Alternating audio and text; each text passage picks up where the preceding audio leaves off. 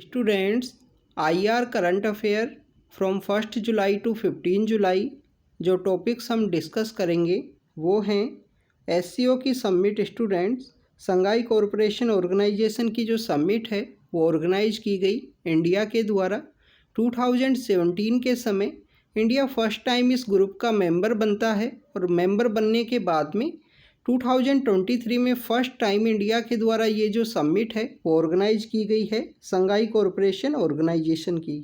Student, summit completely virtual phase के अंदर इसको ऑर्गेनाइज किया गया। ऑनलाइन मोड के अंदर जो मीटिंग है वो ऑर्गेनाइज की गई थी और न्यू दिल्ली डिक्लेरेशन है वो इस मीटिंग का आउटकम रहा। नेक्स्ट अगर हम जिस टॉपिक को हम डिस्कस करेंगे वो है नाटो, नॉर्थ अटलांटिक जो ट्रीटी ऑर्गेनाइजेशन है। स्टूडेंट्स, नाटो की जो समिट है वो आपको लिथुआनिया के अंदर देखने के लिए मिली है।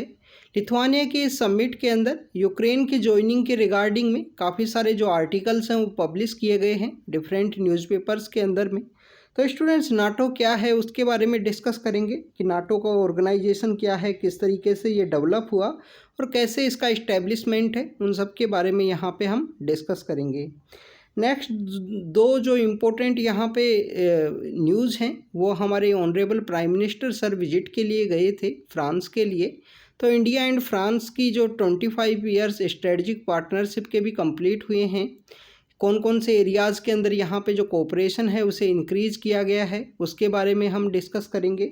25 ईयर्स कंप्लीट होने के ऊपर ये जो Indian honourable prime minister sir हैं वो वहाँ पे विजिट किए गए थे। उनके 14 जुलाई का जो डे है उसमें उनका जो बेस्टिल डे परेड है वो भी ऑर्गेनाइज की गई और सेकंड इंडियन प्राइम मिनिस्टर हैं जिनको इनवाइट किया गया Manmohan Singh. Doctor Manmohan Singh first Indian prime minister थे जिनको 2009 के समय जो बेस्टिल डे परेड है 14 जुलाई को ऑर्गेनाइज की जाती है उसमें इनवाइट किया गया था। इंडिया एंड UAE के बारे में डिस्कस करेंगे। Indian honourable prime minister sir की विजिट के दौरान ही लोकल करेंसी को यूज़ करने के रिगार्डिंग में कुछ एग्रीमेंट साइन किए गए वहाँ पे, तो उसको डिस्कस करेंगे। तो स्टूडेंट्स, इसको डिस्कशन को स्टार्ट करते हैं। फर्स्ट हमारा जो टॉपिक है वो है संघाई कॉरपोरेशन ऑर्गेनाइजेशन। स्टूडेंट, 2017 के समय इंडिया फर्स्ट टाइम इस संघाई कॉरपोरेशन ऑर्गेनाइजेशन को ज्वाइन करता है पाकिस्तान के साथ में। इंडिया और पाकिस्तान साथ ही इस ग्रुप को ज्वाइन किए थे और 2023 में फर्स्ट टाइम इंडिया के द्वारा जो समिट है इस रीजनल कंट्रीज़ के इस ग्रुप की जो समिट है वो ऑर्गेनाइज की गई कम्प्लीटली। अगर हम ग्रुप के बारे में बात करें तो ये एक यूरेशियन ग्रुप हुआ करता था। इस इनिशियल फेज़ के अंदर इसको संघाई 5 के रूप से भी हम जानते थे, फिर लेटर फेज़ में उज़्बेकिस्तान इसे ज्वाइन करता है और फिर इंडिया और पाकिस्तान 2017 के समय इसको ज्वाइन किए। अगर हम इस ग्रुप का प्रेजेंट जो कंटेक्स्ट की बात करें तो स्टूडेंट, प्रेजेंट इस ग्रुप के जो कंट्रीज़ हैं, जितने भी मेंबर कंट्रीज़ हैं, क्योंकि रिसेंटली ईरान भी इसको ज्वाइन किया है, तो स्टूडेंट्स सभी कंट्रीज़ मिलके यहाँ पे ग्लोबल GDP का जो 1/3 जो पार्ट है उसे कॉन्स्टिट्यूट करते हैं। 1/5 जो ग्लोबल ट्रेड है उसको ये ग्रुप के जो कंट्रीज़ हैं वो कॉन्स्टिट्यूट करते हैं। इसके अलावा आप देखें कि 44% जो नेचुरल गैस के रिजर्व हैं वो आपको देखने के लिए मिलते हैं इसके जो टोटल कंट्रीज़ हैं उनमें से, क्योंकि काफ़ी सारे जो कंट्रीज़ हैं वो कैस्पियन सी के आसपास लोकेटेड होने की वजह से स्टूडेंट्स वहाँ पे जो नेचुरल गैस के जो रिजर्व हैं सेंट्रल एशियन कंट्रीज़ के वहाँ पे, तो इस वजह से 44% जो ग्लोब की जो नेचुरल गैस है उसका प्रेजेंस आपको इन ग्रुप के कंट्रीज़ के अंदर देखने के लिए मिलता है।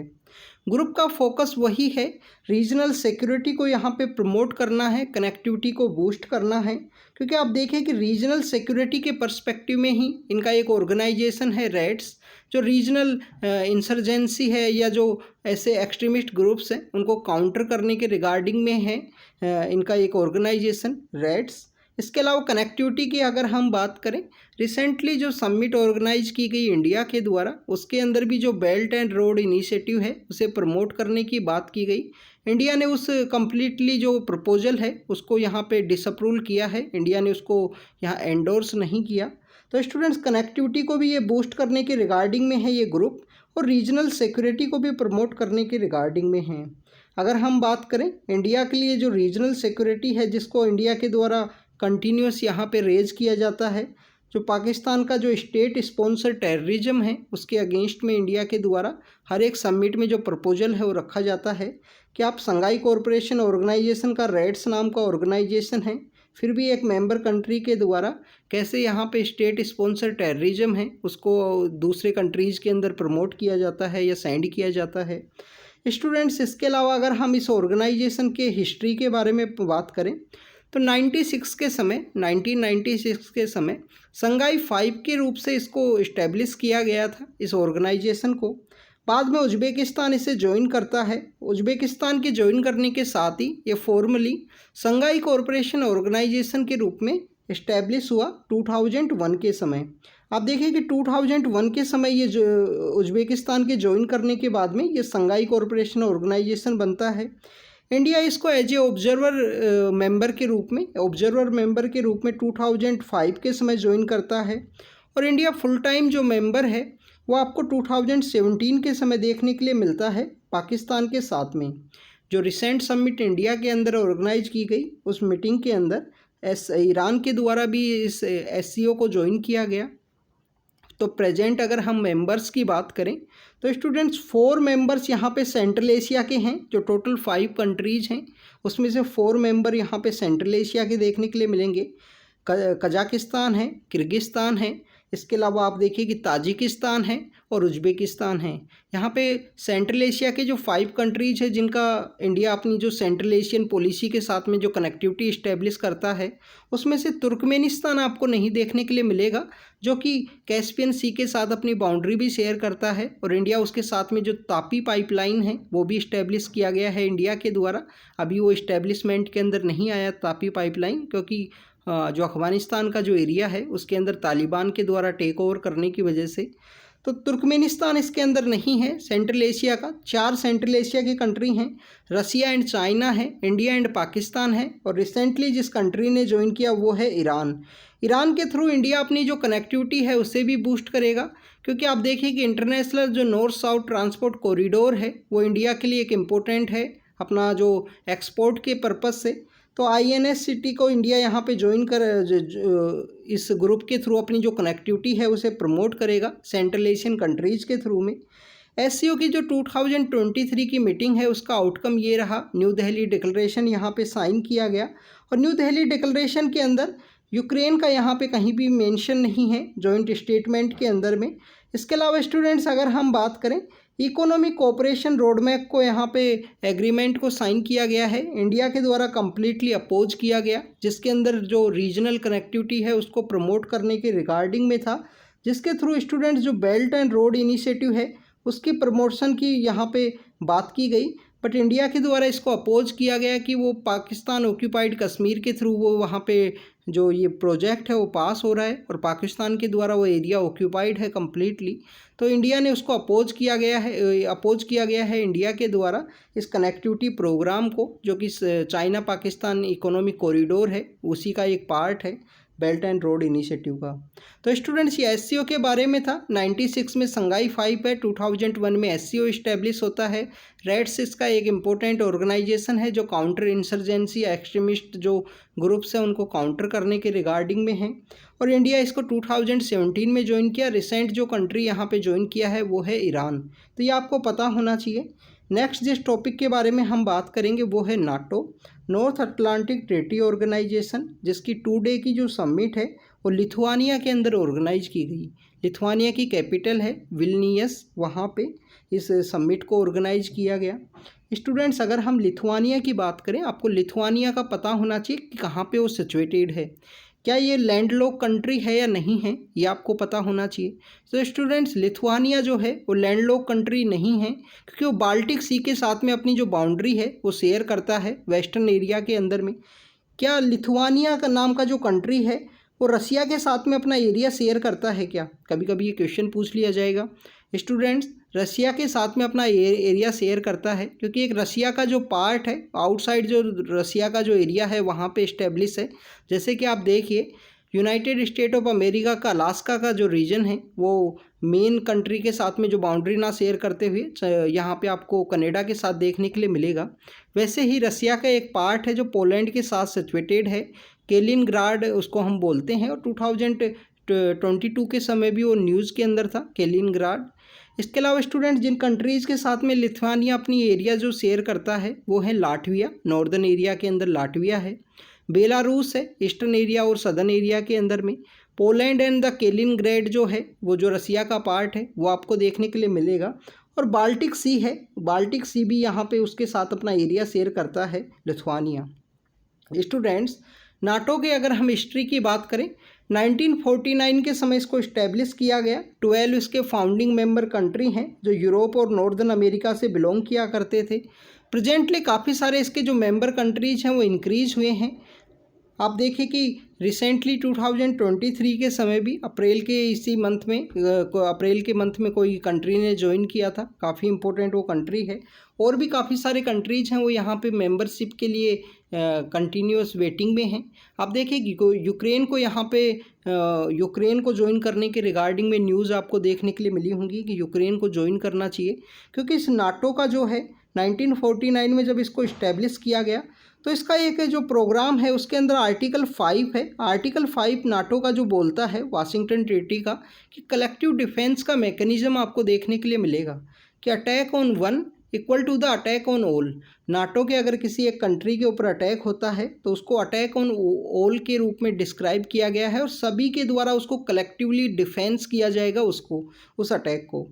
अगर हम नाटो के हेडक्वार्टर की बात करें तो ब्रसेल्स बेल्जियम के अंदर इसका हेडक्वार्टर है और इसकी अलाइड कमांड का जो ऑपरेशन है वो भी आपको ब्रसेल्स के अंदर जो बेल्जियम के पास ही एक सिटी है मोन्स, वहाँ पे आपको देखने के लिए मिलेगा, ब्रसेल्स में नहीं है स्टूडेंट्स।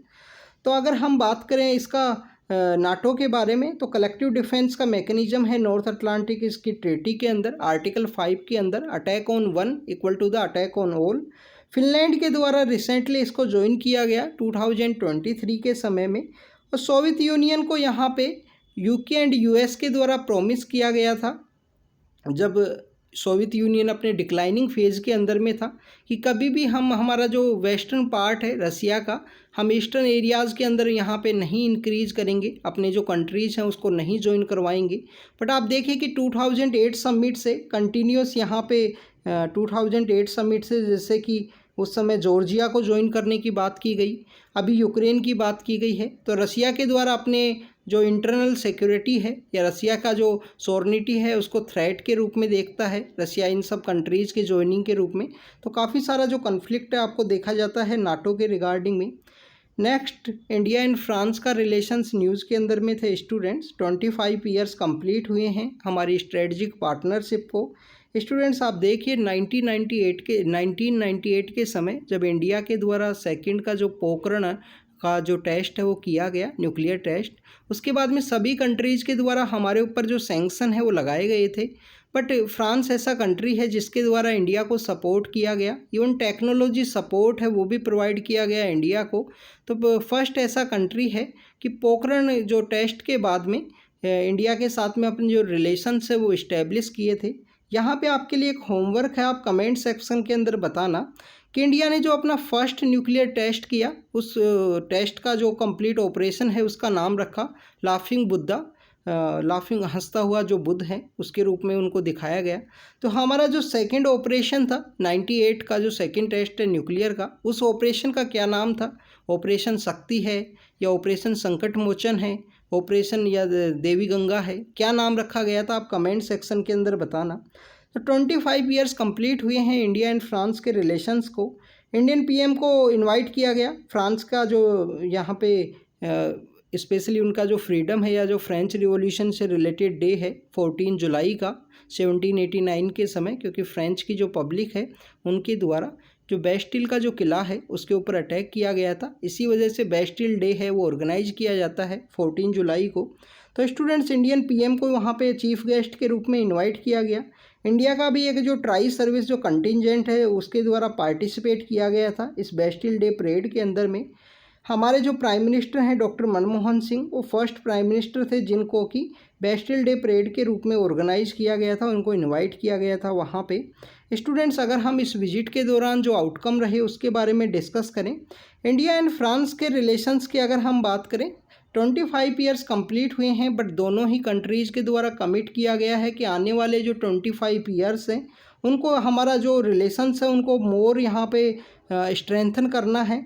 तो हॉरिजन 2047 का यहाँ पे जो टाइटल है वो दिया गया कि नेक्स्ट 25 ईयर्स को कम्प्लीटली हम यहाँ पे वेल कनेक्टेड अपना जो रिलेशन है उसको स्ट्रेंथन करेंगे। यहाँ पे अगर हम बात करें defence, space, nuclear energy, climate change and green transition का जो एरियाज़ हैं उसके अंदर कोऑपरेशन किया गया। एजुकेशन है, पीपल टू पीपल टाइज हैं, उन सभी के अंदर आपको देखने के लिए मिलता है।